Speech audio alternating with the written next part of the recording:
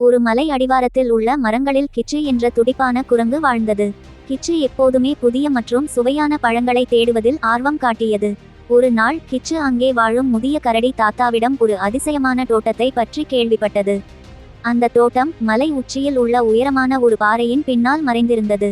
அங்கே உலகிலேயே சுவையான அமிர்த பழங்கள் காய்ப்பதாகவும் ஆனால் அதை காவல் காக்க ஒரு பெரிய விஷ நாகம் இருப்பதாகவும் தாத்தா சொன்னார்.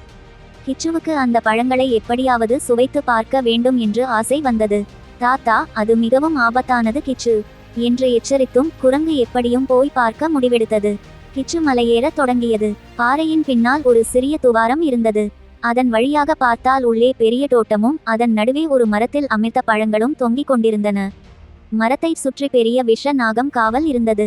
நாகத்தை பார்த்ததும் கிச்சு ஒரு வினாடி தயங்கி நின்றது. அதனிடம் சண்டை போட முடியாது என்று புரிந்தது. அதனால் கிச்சு ஒரு புதிய யோசனையுடன் கீழிறங்கி வந்தது. அது மலையடிவாரத்தில் உள்ள மக்கள் வசிக்கும் பகுதிக்கு சென்றது. அங்கே ஒரு வீட்டில் ஒரு அழகான பழக்கூடை தொங்கிக் கொண்டிருந்தது. அந்த கூடையில் நிறைய சிறிய கற்களை பொறுக்கி நிரப்பியது கிச்சு. பிறகு அந்த பழக்கூடையை மெதுவாக மேலே கொண்டு சென்று பாறை துவாரத்தின் வழியே மெதுவாக நாகம் தூங்கும் இடத்தின் அருகில் வீசியது. சத்தம் கேட்டு கண் விழித்த நாகம் பழக்கூடையை திறந்தது. உள்ளே அழகிய கற்களை பார்த்ததும், இதுவரை என்னை காண யாரும் வரவில்லையே, ஒருவேளை இது எனக்கு கடவுள் அனுப்பிய பரிசு பழங்களோ என்று நினைத்தது. நாகம் தன் தலையை தூக்கி அந்த கற்களை ஒவ்வொன்றாக விழுங்க ஆரம்பித்தது.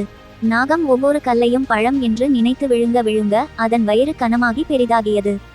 சிறிது நேரத்தில் நாகம் கனத்த வயிறால் அசைய முடியாமல் தூக்கத்தில் ஆழ்ந்தது. கிச்சு இதுதான் சரியான சந்தர்ப்பம் என்று முடிவு செய்தது.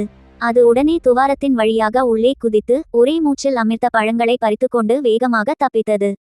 தாத்தா கரடிக்கு நடந்ததை சொன்னபோது அவர் கிச்சுவின் தைரியத்தையும் விட அதன் சமயோஜித புத்தியையும் பாராட்டினார். கிச்சு தன் நண்பர்களுக்கு அமிர்த பழங்களை கொடுத்து மகிழ்வித்தது. நீதி வலிமையை விட யுக்தியே பெரிய சவால்களுக்கு தீர்வாகும். இந்த கதை பிடிச்சிருந்தா லைக், சப்ஸ்கிரைப், ஷேர் பண்ணுங்க. நன்றி.